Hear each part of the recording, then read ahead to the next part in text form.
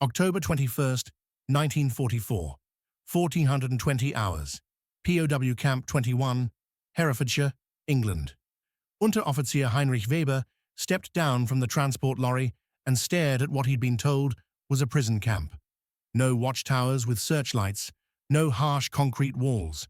Instead, curved roof Nissen huts painted to resemble brick cottages, with curtains visible in windows and flower beds, actual flower beds planted along gravel paths. A wooden sign near the entrance read, "Handworks Klaus," in neat Gothic script.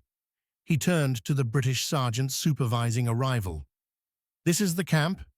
The sergeant nodded. "It is. You'll find it quite comfortable, lads. Huts have heating, beds, tables. Mess hall serves 3 meals daily. Chapels in the east compound if you're religious. Football pitch behind the huts if you're sporty. Any questions?"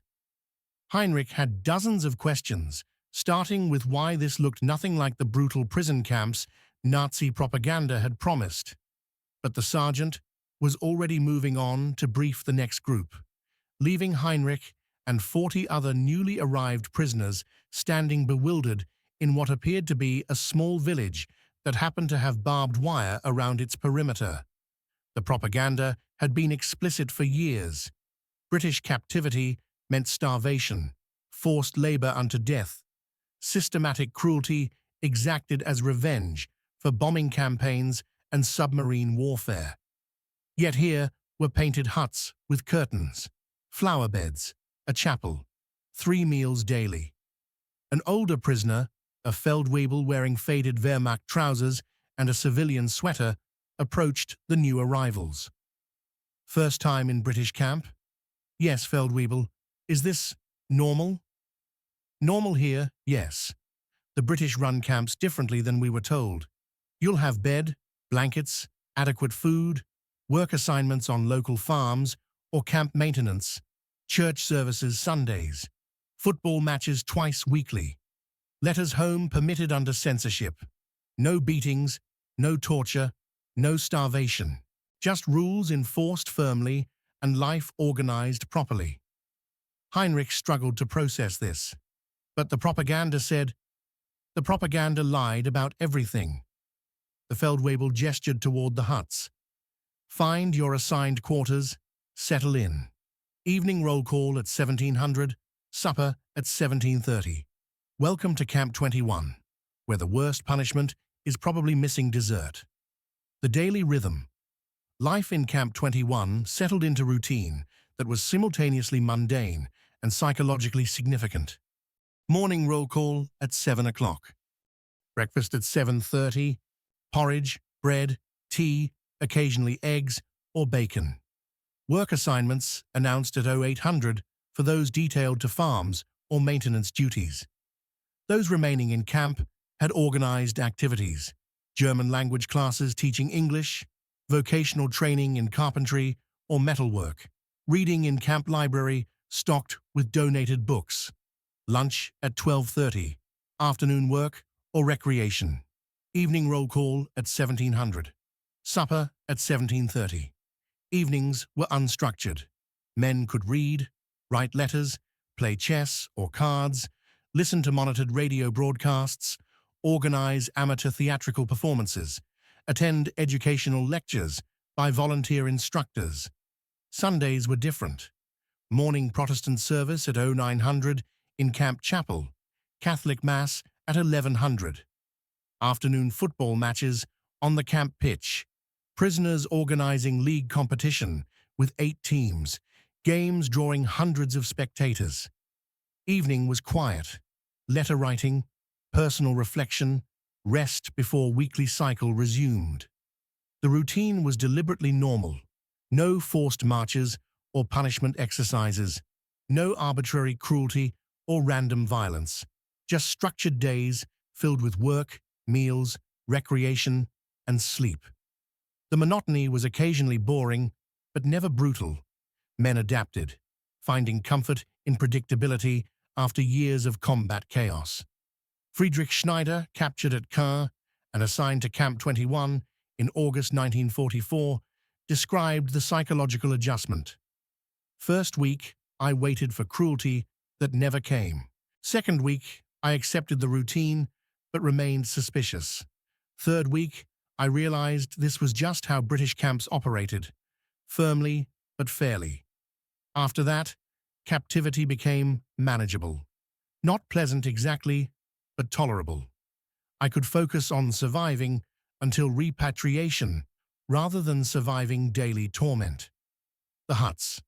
Camp 21's Nissen huts exemplified British camp design philosophy. Functional but humane, secure but not oppressive. The Nissen hut, corrugated steel half-cylinder mounted on concrete foundation, was standard British military architecture. Quick to construct, economical to heat, weatherproof. In POW camps, they were modified to increase comfort.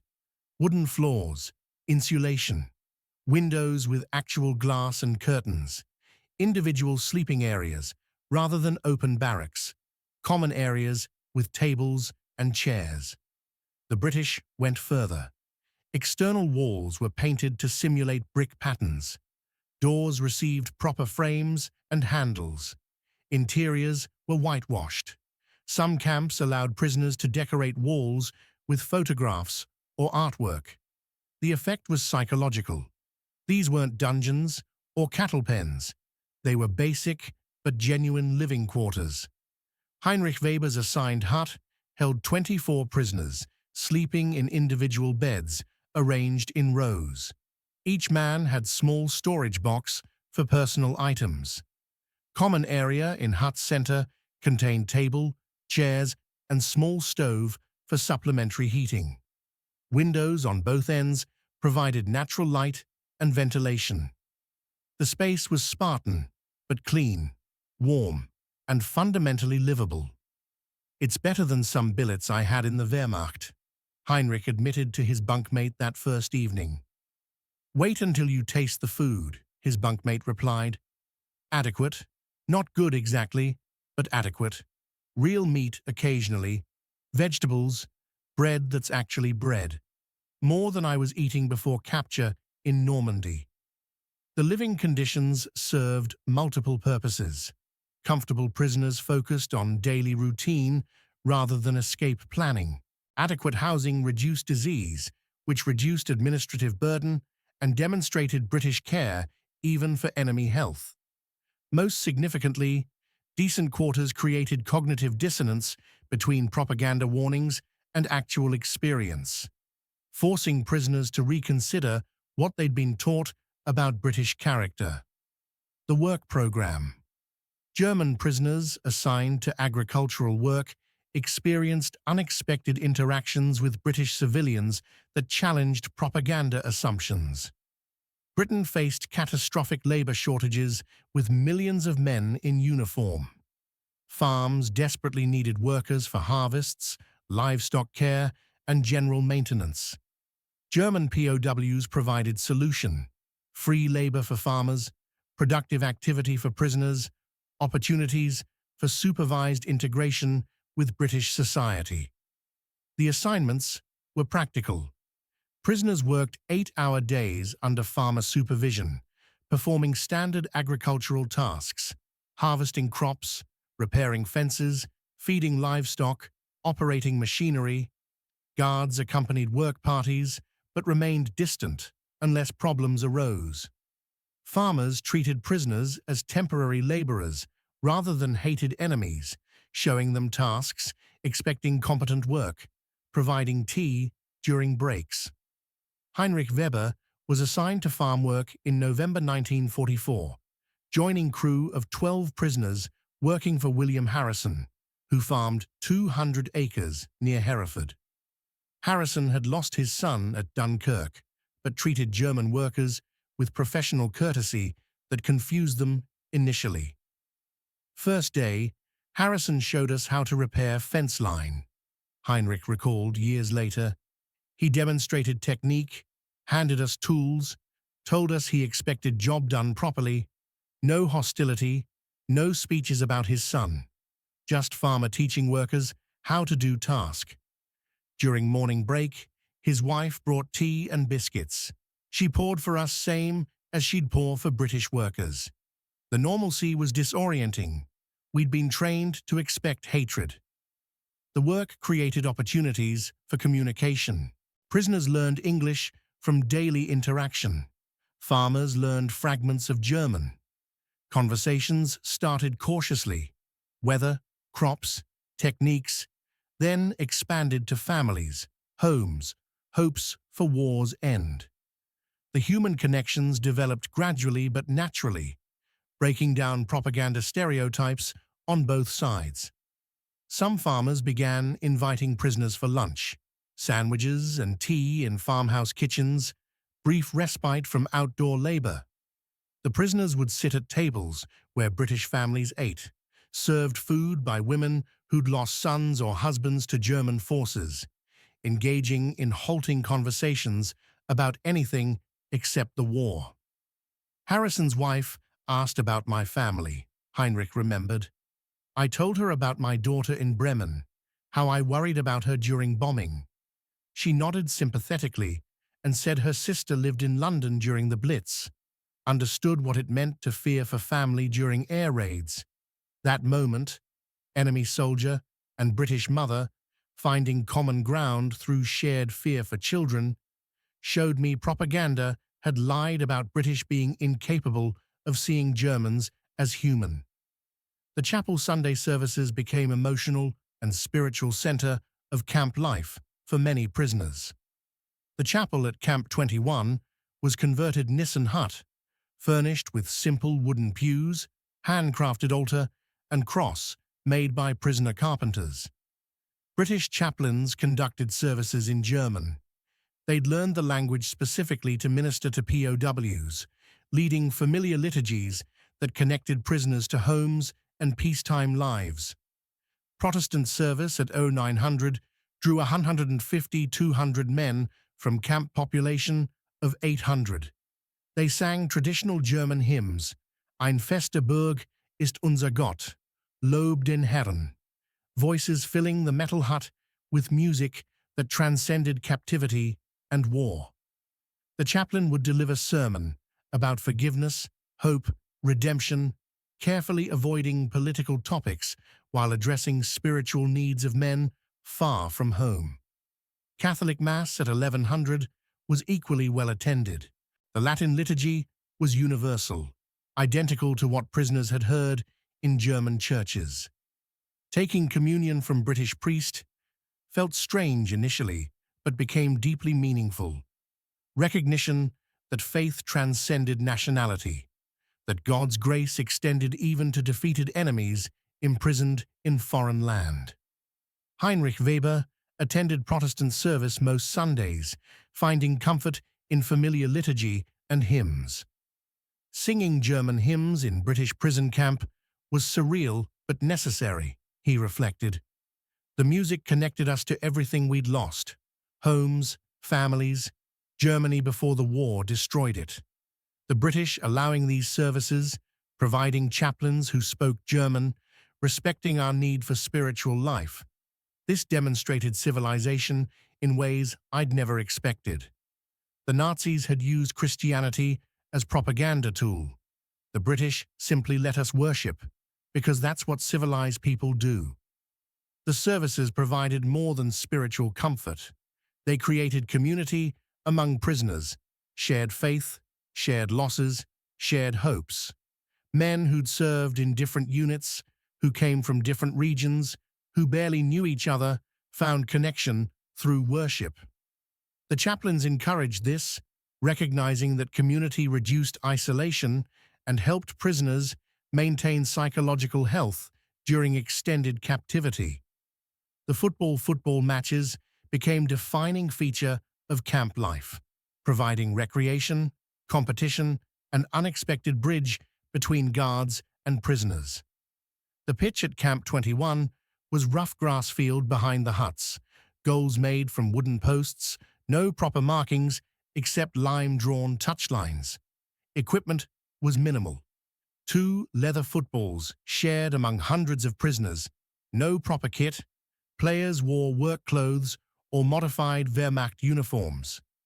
Despite limitations, the competition was serious.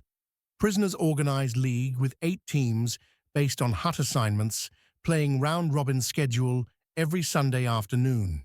Matches drew massive crowds, prisoners grateful for entertainment, guards curious about the competition, occasional local civilians invited to watch.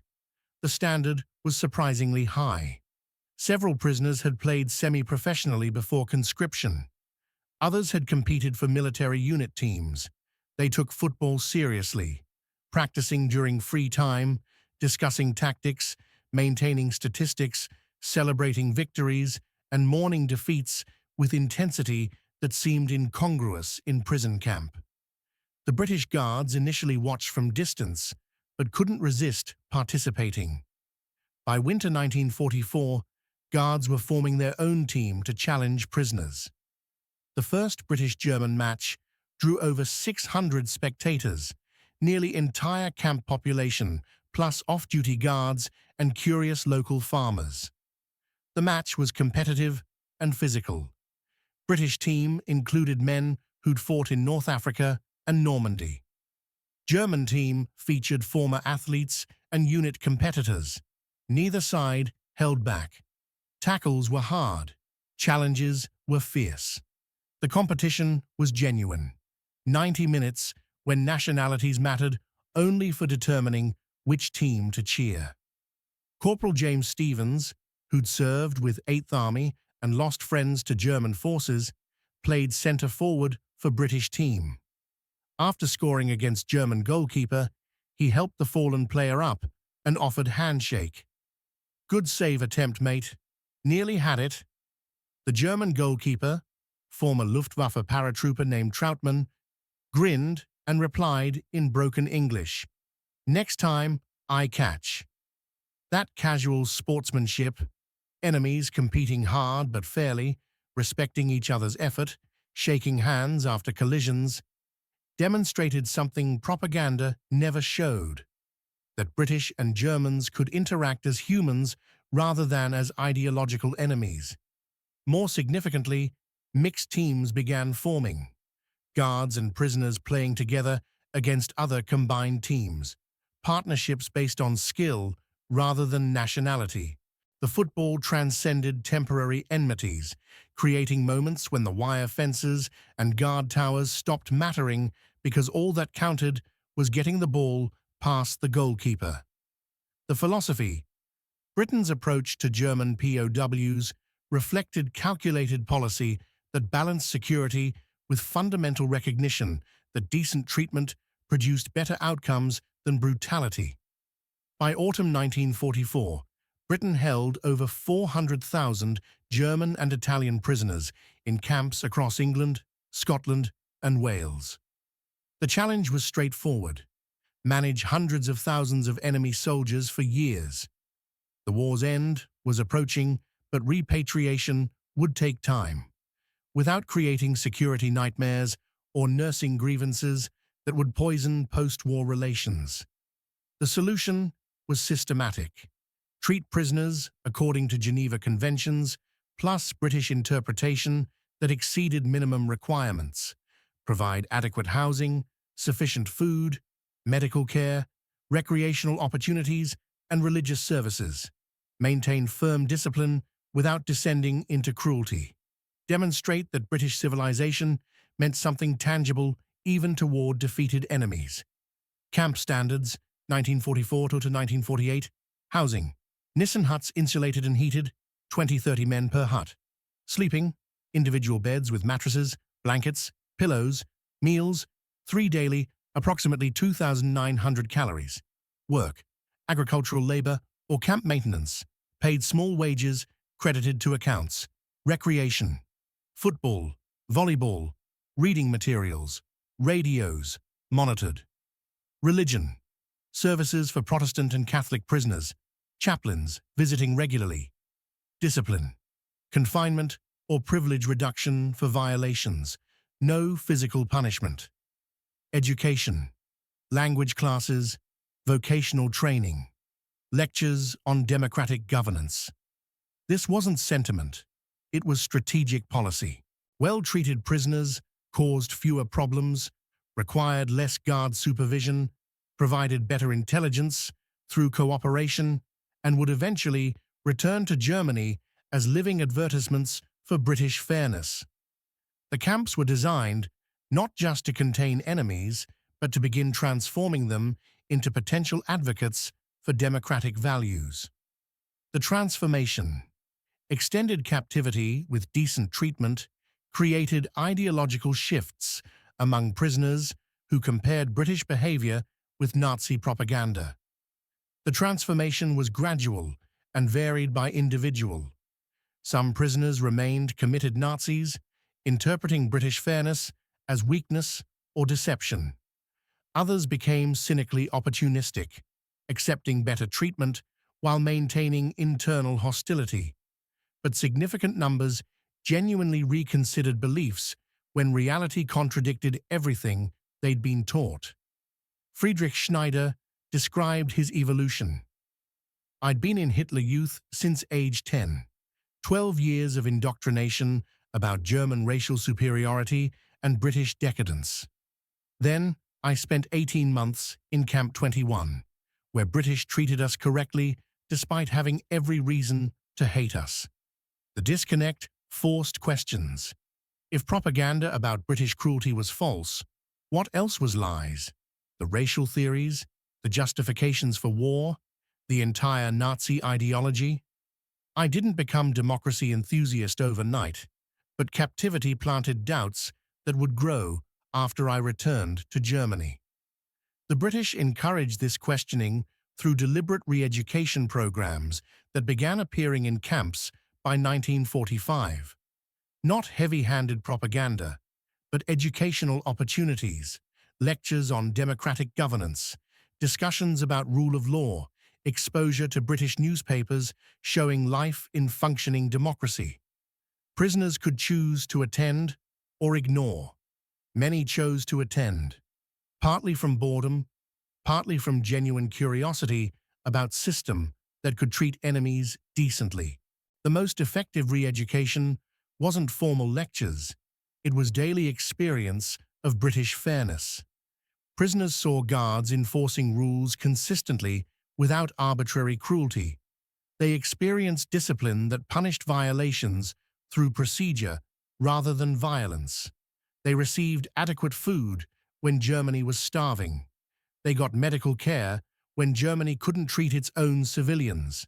They were allowed religious worship when Nazis had corrupted Christianity for propaganda. These experiences taught lessons no lecture could convey. That democracy wasn't weakness, but different form of strength. That civilization meant maintaining standards even toward enemies. That treating people decently produced better outcomes than brutality. The integration, by late 1940s, former German POWs were becoming visible part of British society in agricultural regions. They worked alongside British labourers, attended local churches, joined village football teams, shopped in town markets. Some retained German accents but spoke fluent English. Others married locally and raised bilingual children. The integration was gradual but genuine. Former enemies becoming neighbours, colleagues, eventually friends. The acceptance wasn't universal. Some British families refused to employ Germans or socialise with them. Some former POWs faced hostility from people who'd lost loved ones to German forces. But generally, communities that had hosted POW camps during war proved surprisingly willing to accept former prisoners as permanent residents. The reasons were practical and personal. Farmers who'd worked with German POWs during war knew they were reliable workers. Women who'd served tea to prisoners at church events had seen them as human beings rather than faceless enemies. Children who'd watched football matches had admired German players' skill. These personal connections created foundation for acceptance that transcended abstract political enmities. The economic contribution mattered too. Former POWs filled agricultural labor gaps performed skilled trades, contributed to reconstruction. In regions where workforce had been depleted by war casualties and urban migration, German workers became an essential part of local economy. By 1950, approximately 4,000 former German POWs had settled permanently in Britain. Married, employed, integrated. Their children would grow up British, carrying German surnames but British identities. The camps that had held them during war became historical footnotes, remembered mainly by men who'd lived there and locals who'd worked with them. The Evening Routine Camp 21, January 1945. 18:30 hours. Heinrich Weber sat in his hut's common area, writing letter to his daughter in Bavaria. Around him, other prisoners read, played chess, listened to monitored radio broadcast of BBC News. The stove provided warmth against winter cold. Windows showed darkness outside, punctuated by occasional guard patrol passing with lantern. The scene was peaceful, almost domestic. Nothing in it suggested prison camp for enemy soldiers. Just men passing evening hours in reasonable comfort, waiting for war to end and captivity to conclude, living meanwhile in conditions that contradicted everything they'd expected when capture occurred. Through the window, Heinrich could see other huts lit from within, smoke rising from chimneys, occasional figure moving between buildings. The camp looked like small village at evening. Lights in windows, people settling in for night, routine domestic normality behind barbed wire. He finished his letter, assuring his daughter he was healthy, adequately fed, treated correctly by British captors. He mentioned the Sunday church services, the football matches, the work on Harrison's farm. He carefully avoided mentioning how much better British captivity was than Wehrmacht service had been during final months before capture. The letter would be censored before mailing, but Heinrich had learned British censors were primarily concerned with military intelligence, not with prisoners describing decent treatment. The censorship was professional rather than vindictive, another example of British approach to captivity that emphasized procedure over cruelty. His bunkmate looked up from chess game. Writing home again? Yes, trying to explain what life is like here. Hard to make family understand without sounding like I'm writing propaganda. I know. My brother wrote back saying he thought British were forcing me to write positive letters. Couldn't believe I was actually being treated this well. Had to send photographs before he accepted I wasn't starving in dungeon. They laughed quietly. The disconnect between German expectations and British reality remained source of dark humor among prisoners. They'd arrived expecting brutality and found flower beds, expected starvation and received 3 meals daily, expected torture and got football matches. The systematic decency was more psychologically disorienting than cruelty would have been. Cruelty they'd been prepared for, but fairness required complete recalibration of assumptions. Evening roll call occurred at 2100. Prisoners assembled outside huts, guard counted them, dismissed them for night. Lights out at 2200, though quiet reading by candlelight was permitted. Sleep came easier than it had during combat. No artillery bombardments, no fear of sudden attack, just darkness and warmth and knowledge tomorrow would bring routine rather than terror. Camp 21 settled into night. Guards patrolling perimeter, prisoners sleeping in heated huts. The compound quiet, except for wind and occasional dog barking from nearby farm. The wire remained. The guards remained. This was still prison, but it was prison designed by civilization that valued human dignity even toward defeated enemies. Prison that demonstrated British strength through restraint rather than revenge. Heinrich pulled blankets higher and thought about Harrison's farm, about Sunday chapel services, about football match scheduled for next weekend. He thought about daughter in Bavaria and hoped British bombers were showing same restraint toward German civilians that British prison camps showed toward German soldiers. He thought about propaganda that had warned of British brutality, about reality that provided heated huts with curtains and flower beds. He thought about transformation happening gradually within him. The slow abandonment of Nazi ideology as British fairness undermined every lie he'd been taught. The British had built nice homes for their enemies.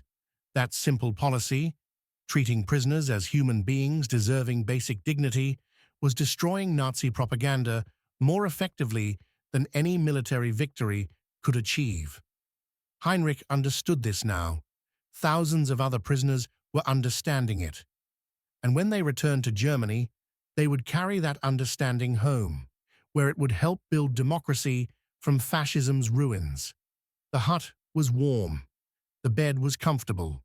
Tomorrow would bring work, meals, recreation, and continued captivity that was bearable precisely because British made it so. The war would end eventually. Repatriation would occur. But the lessons learned in British prison camps about civilization, dignity, and the strength required to treat enemies fairly, those lessons would last lifetime. Outside, the British Guards continued their patrols, maintaining security without cruelty, enforcing rules without vindictiveness, demonstrating through every action that real strength includes restraint, and that victory means something more than crushing defeated enemies. The flower beds beside the huts, carefully tended by prisoners who'd been told British would torture them, bloomed quietly in the darkness, small symbols of systematic decency that transformed captivity into something approaching humanity.